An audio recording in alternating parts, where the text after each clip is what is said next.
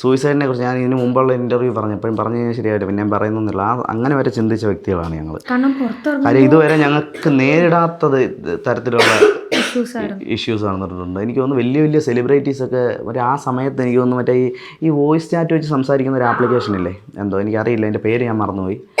അതിനകത്ത് സെലിബ്രിറ്റീസിൻ്റെ ഒരു കൂട്ടായ്മയിൽ പോലും ഞങ്ങളെക്കുറിച്ച് ഡിസ്കഷൻ നടന്നു. ഭയങ്കര പ്രശ്നങ്ങളും കാര്യങ്ങളും ഒക്കെ നടന്നതാണ്. പിന്നെ ഒരുപാട് പേര് സന്തോഷിച്ചു. കൂടെ നമുക്ക് നിന്നിട്ട് ഒരുപാട് പേരെ തിരിച്ചറിയാൻ പറ്റി. കൂടെ നിന്നിട്ട് സപ്പോർട്ട് ചെയ്ത് നിന്നിട്ട് ഇങ്ങനെ ഒരു ഇഷ്യൂ വന്നപ്പോൾ ഇട്ടിട്ട് പോയി. പക്ഷെ തിരിച്ചു വന്നുമല്ല. ഇപ്പോൾ തിരിച്ചു നമ്മൾ ആക്ടിങ് ഫീൽഡിലോട്ട് കയറിയപ്പോഴും ആൻഡ് നമ്മൾ വീണ്ടും ഇതിലൊക്കെ വന്നപ്പോഴും അവരൊക്കെ തിരിച്ചു വന്നു. പക്ഷെ നമ്മളാരെയും കാരണം അപ്പോൾ നമ്മൾ വിട്ടിട്ട് അങ്ങനെ ഒരു സിറ്റുവേഷൻ മനസ്സിലാവും. കാര്യം അവരെയും പറഞ്ഞിട്ട് കാര്യമില്ല. അവർക്കത് ഇതല്ലേ കാര്യം, അതൊരു നെഗറ്റീവ് അല്ലേ. ഒരു നെഗറ്റീവ് കപ്പിൾസിൻ്റെ അല്ലെങ്കിൽ നെഗറ്റിവിറ്റിയുടെ കൂടെ നിന്ന് കഴിഞ്ഞാൽ അവർ നെഗറ്റീവ് ആവും. പോസിറ്റിവിറ്റിയുടെ കൂടെ എപ്പോഴും നിൽക്കുക. അതാണ് എല്ലാവരും ചെയ്യേണ്ടത്. നിങ്ങളും അങ്ങനെ ചെയ്യുക. അതെനിക്ക് ഒരുപാട് മനസ്സിലായ കാര്യം. ഒരു സിറ്റുവേഷൻ വരുമ്പോൾ മനസ്സിലാവും ആരൊക്കെ കൂടെ കാണും, ആരൊക്കെ കൂടെ കാണില്ല എന്നൊക്കെ.